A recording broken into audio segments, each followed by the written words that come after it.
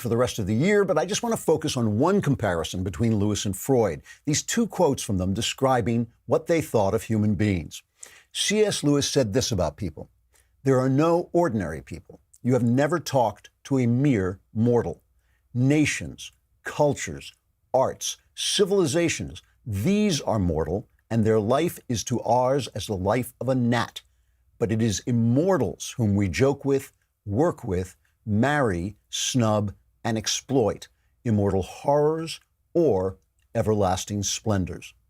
Compared this to what Freud said about people: "I have found little that is good about human beings on the whole. In my experience, most of them are trash, no matter whether they publicly subscribe to this or that ethical doctrine or to none at all. That is something that you cannot say aloud or perhaps even think." Logically, and based on the facts of history, both these viewpoints are defensible. You can make a case for either. One is what you see in people when you regard them as immortal spirits expressed in matter. The other, what you see in them when you regard them as purely physical beings. God has decreed that you can logically choose for yourself how to look at them.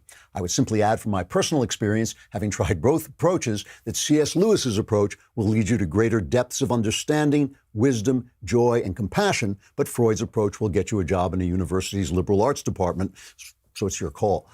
More importantly, though, when you understand the difference between Lewis's Christian approach to humanity and Freud's materialist approach, you understand the true argument we're in today, not the argument between left and right, between Democrat and Republican, between for Trump and against Trump, but the argument between two different visions of humanity.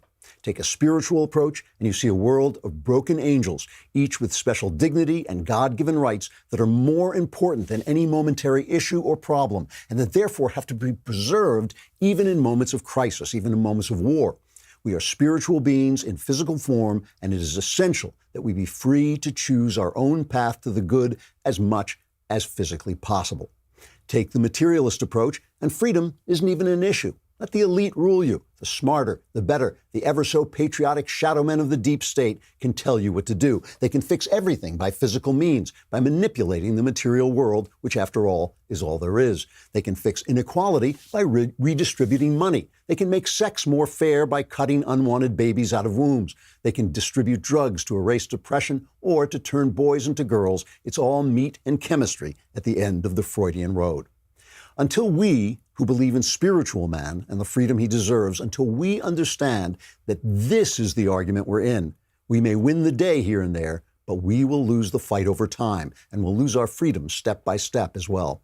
Until we understand that our arguments have to be made not just at the practical level, but at the moral and spiritual levels as well, we will allow the ultimately empty philosophy of materialism to take on the appearance of a morality it does not have. Yes, capitalism works better than socialism, and freedom works better than top-down government, and individual rights lead to greater successes than 10-year government plans.